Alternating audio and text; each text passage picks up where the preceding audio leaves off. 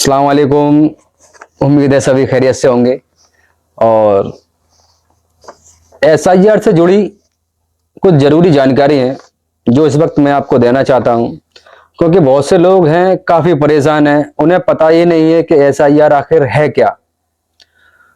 तो और उनके दिल में थोड़ा सा डर भी है कि आखिर क्या है, क्या होगा, हमें किस किस डॉक्यूमेंट की ज़रूरत पड़ेगी और कहाँ से बनेंगे। उनको जानकारी सही तरीके से नहीं मिल पा रही है। जो जैसा बोल देता है वो वैसा मान लेते हैं, वैसा करने की तैयारी हो जाती है उनकी।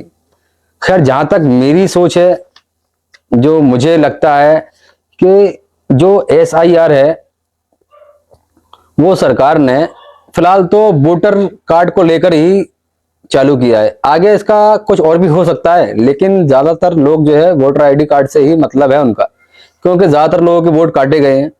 एक बंदा मेरे पास आया था, उससे मेरी बात हुई तो उसने मुझे बताया कि भाई मेरे मोहल्ले के 700 वोट थे, 700 वोटों में से कुल 300 वोट है, बाकी लोगों के नाम गायब है लिस्ट से। तो उसी से जुड़ी कुछ जानकारियां हैं जो मैं आपको, मेरे पास ये लेटर है, मैं आपको इसके आधार पर पढ़कर बताता हूं। देखिए, एसआईआर से जुड़ी जरूरी जानकारी, ठीक है।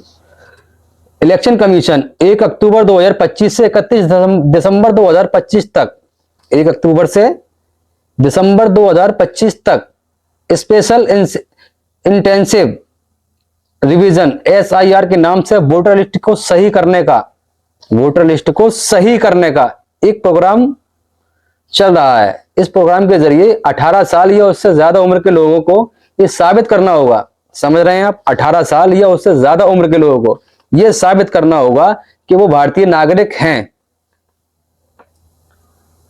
और वोटर लिस्ट में दर्ज होने के लायक हैं। लायक तो खैर मैं समझता, ये तो बात की चीज है, लेकिन मेन चीज है साबित करना होगा कि वो भारतीय नागरिक हैं। और वोटर की पहचान और नागरिकता की जांच कैसे होगी, उसके लिए उन्होंने कुछ सेटअप बनाया हुआ है। इसमें 10-11 डॉक्यूमेंट के नाम उन्होंने लिखे हुए हैं जो ज्यादातर तो लोगों को मिल जाएंगे, लेकिन कुछ इलाके ऐसे हैं जो बेचारे इन चीजों पर ध्यान नहीं देते हैं और आगे जाकर उन्हें परेशानी का सामना करना पड़ेगा। तो मैं आपको एक बार फिर से पढ़कर सुनाता हूं, जो वोटर की पहचान की और नागरिकता की जांच कैसे की जाएगी।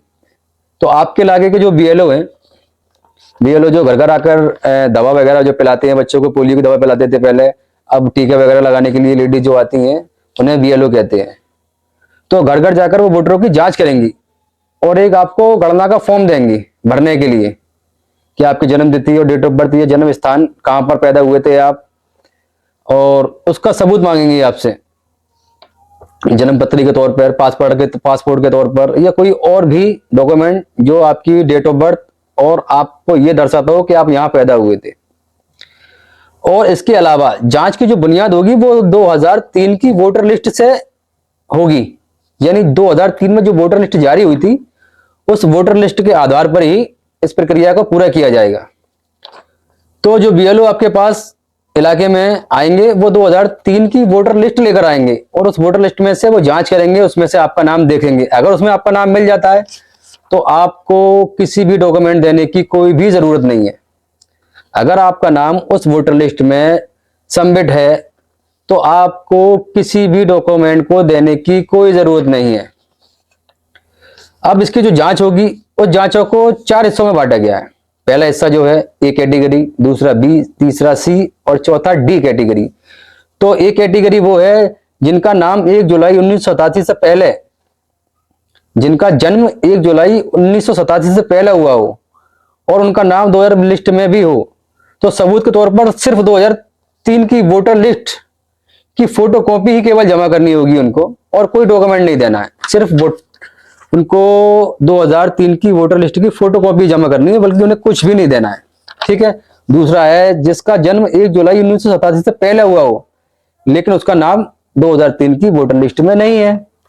तो इस तौर पे क्या करना होगा आपको, अपनी जन्म तिथि और जन्म स्थान साबित करने के लिए नीचे दी गई 11 डॉक्यूमेंट की लिस्ट में से कोई एक डॉक्यूमेंट आपको देना होगा।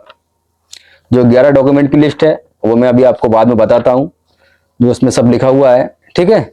और जिनका जन्म 1 जुलाई 1987 से 2 दिसंबर 2004 के बीच हुआ हो, यानी 1987 से लेकर 2004 के बीच में हुआ हो, उनको 2 डॉक्यूमेंट देने की आवश्यकता होगी। इन 11 डॉक्यूमेंट में से 2 डॉक्यूमेंट देने की इनको आवश्यकता पड़ेगी, ठीक है। और उन 2 डॉक्यूमेंट में से क्या होगा, अपने लिए अपनी जन्म तिथि और जन्म स्थान साबित करने के लिए। दूसरा डॉक्यूमेंट होगा माँ बाप में से किसी एक का जन्म तिथि और जन्म स्थान साबित करने के लिए, ठीक है। और जो डी है, जिसका जन्म 2 दिसंबर 2004 के बाद हुआ है, 2 दिसंबर 2004 के बाद हुआ है, यानी 2004 के बाद जो पैदा हुआ है, उनको 3 डॉक्यूमेंट देने होंगे। जो नीचे लिस्ट दी गई है उसमें से 11 डॉक्यूमेंट में से उन्हें 3 डॉक्यूमेंट प्रोवाइड कराने होंगे। उनके खुद के लिए जो बंदा है अपनी जन्म तिथि और जन्म स्थान साबित करना, और माँ बाप में से किसी एक का डॉक्यूमेंट देना, और माँ बाप में से किसी एक की जन्म तिथि साबित करना, ठीक है। अब इसके लिए अगर आपके पास कोई पुराना पासपोर्ट हो माँ बाप का, अपने मान लो किसी के माँ बाप तो चले गए दुनिया से, नहीं है मौजूद, तो उनको चाहिए कि उनका कोई पुराना पासपोर्ट हो। देखिए, डेट ऑफ बर्थ जो आप साबित कर सकते हैं वो सिर्फ और सिर्फ जन्म पत्री, बर्थ सर्टिफिकेट जिसे कहते हैं, और दूसरा बहुत पासपोर्ट, तीसरा हाई स्कूल की मार्कशीट।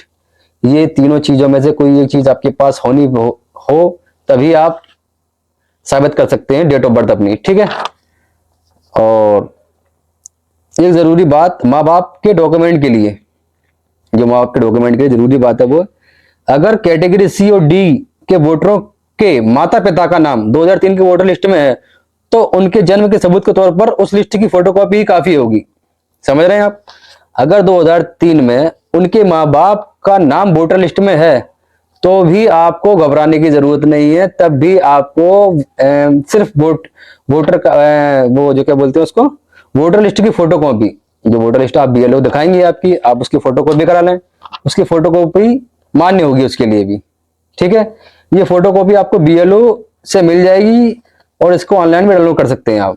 अगर जरूरत पड़ती है तो आप किसी भी साइबर कैफे पर जाकर उसको ऑनलाइन भी डाउनलोड कर सकते हैं, ठीक है। और जो जरूरी डॉक्यूमेंट थे 11, उनकी लिस्ट भी मैं आपको बता देता हूं, जिससे कि आपको परेशानी ना हो। और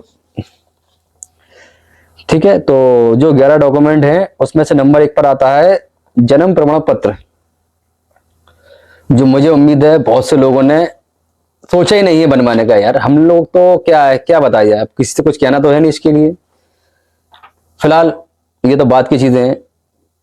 डॉक्यूमेंट में सबसे पहला जो डिमांडेड सर्टिफिकेट है वो है जन्म प्रमाण पत्र। दूसरा है पासपोर्ट, ये भी हम जब बनवाते हैं जब हमें जरूरत पड़ती है, इसके अलावा तो हमें इसकी कोई, खैर आगे देखते हैं। तीसरा है जाति प्रमाण पत्र, और चौथा है मूल निवास प्रमाण पत्र। पांचवा 10वीं या कोई और कॉलेज यूनिवर्सिटी से जारी पढ़ाई का सर्टिफिकेट। 6 परिवार का रजिस्टर की नकल।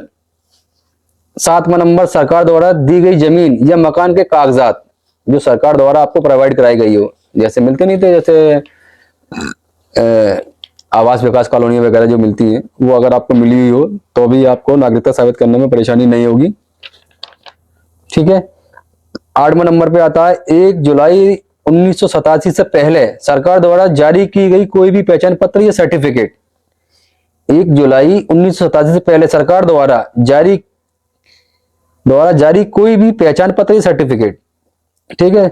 9 नंबर पर है सरकारी नौकरी का पहचान पत्र या पेंशन का कागज। और 10वें नंबर पर वन अधिकार का प्रमाण पत्र। और 11वें नंबर पर राष्ट्रीय नागरिक रजिस्टर, यानी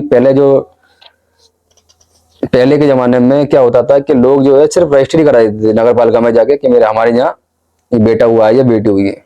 जन्म पत्री का तो दौर अब आया है, खैर। तो ये 11 डॉक्यूमेंट की लिस्ट थी जो मैंने आपको बताई है। अब इसमें क्या क्या मान्य नहीं है इन 11 डॉक्यूमेंट में से, इसके अलावा कोई और डॉक्यूमेंट जैसे Aadhaar card, PAN card, ration card या ड्राइविंग लाइसेंस, ये कुछ भी मान्य नहीं है। ना राशन कार्ड, ना आधार कार्ड, ना पैन कार्ड, ना ड्राइविंग लाइसेंस, इसका कोई भी वास्ता नहीं है आपकी वोटर लिस्ट या नागरिकता को लेकर, ठीक है। उत्तर प्रदेश के किसी भी शहर या गांव की 2003 की वोटर लिस्ट डाउनलोड करने के लिए इस लिंक पर जाएं और स्कैन करें। खैर ये उन्होंने स्कैनर दे रखा है अपना, ये देखिए, तो इसको स्कैन करके भी आप डाउनलोड कर सकते हैं। लेकिन मेरा कहना उन लोगों से यही है कि ज़्यादा से ज़्यादा लोग, जो सबसे आसान चीज़ है इस वक्त अभी, वो है जाति और मूल निवास, जो अभी आसानी से बनना है, हो सकता है उस पर भी थोड़ी सी सख्ती हो जाए कि ये डॉक्यूमेंट दो, वो डॉक्यूमेंट दो, वो तो जाहिर सी बात है लगना है। तो मेरा भाइयों से कहना ये भी है कि जिनके पास आधार कार्ड है और आधार कार्ड में मोबाइल नंबर पहले से ऐड है, वही लोग अपने मूल जाति और निवास प्रमाण पत्र बनवा सकते हैं। इसके अलावा उनके पास कोई विकल्प नहीं होगा जब तक कि वो अपना आधार में मोबाइल नंबर अपडेट ना करा लें। तो सबसे जरूरी है कि आपके आधार कार्ड में मोबाइल नंबर अपडेट होना चाहिए। जब आपके आधार कार्ड में मोबाइल नंबर अपडेट होगा तभी आप जाति प्रमाण पत्र और मूल निवास बनवा पाएंगे। ठीक है। दूसरी बात, जिनकी वोटर आईडी कार्ड में कुछ मिस्टेक वगैरह है वो भी ठीक करा लें, क्योंकि आने वाले दौर में उससे भी परेशानी हो सकती है। तीसरी बात यह है कि अगर अल्लाह ने आपको सहूलियत दे रखी है तो मेरे भाई ज्यादा से ज्यादा आप पासपोर्ट पर ध्यान दें, पासपोर्ट बनवाएं। पासपोर्ट एक ऐसा डॉक्यूमेंट है जो आप किसी के भी मुंह पे मार दें, आपको कोई भी चीज देने की जरूरत नहीं पड़ेगी। और इस वक्त जो पासपोर्ट बन रहा है वो सिर्फ और सिर्फ आधार कार्ड और पैन कार्ड, ये दो डॉक्यूमेंट आपके लगेंगे और आपका पासपोर्ट ऑनलाइन हो जाएगा। ठीक है। अगर इसके बारे में आपको और भी जानकारी चाहिए तो आप मुझसे भी कांटेक्ट कर सकते हैं। मेरा नंबर है 8077720082। मैं दोबारा रिपीट करता हूं, मेरा नंबर है 8077720082। तो और थोड़ी सी जानकारी ये भी है कि मान लीजिए आपकी शादी हो गई है और आपकी मिसेज जो है वो फिरोजाबाद के अलावा किसी और सिटी से बिलोंग करती हैं, जैसे कि अलीगढ़ है, मथुरा है, या कोई भी शहर, आगरा वगैरह, तो उनके लिए भी डॉक्यूमेंट बनना बहुत जरूरी है। लेकिन उनके जो डॉक्यूमेंट हैं, जैसे कि जाति प्रमाण पत्र है, वो उनकी फैमिली से ही बनेगा, या उनकी फैमिली का मेंबर का कोई जाति प्रमाण पत्र पहले से बना हुआ हो तो उसको लगाकर वो बनवा सकते हैं। और अपने वार्ड के मेंबर का एक लेटर पैड भी उसमें लगाना पड़ेगा आपको। ठीक है। तो मुझे उम्मीद है ये आप लोगों की समझ में आ गया होगा। और इसके लिए हमारे पास वक्त ज्यादा नहीं है, क्योंकि किसी भी काम को पेंडिंग में न डालें।